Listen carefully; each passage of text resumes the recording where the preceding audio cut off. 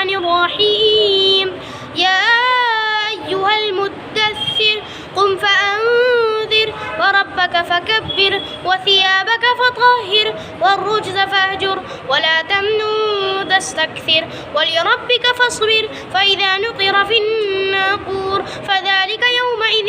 يوم عسير على الكافرين غير يسير ذرني ومن خلقت وحيدا وجعلت له مالا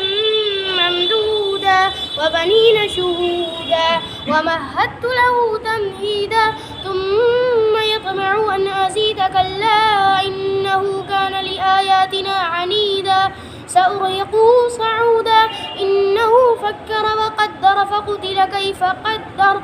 ثم نذر ثم عبس وبسر ثم أدبر واستكبر فقال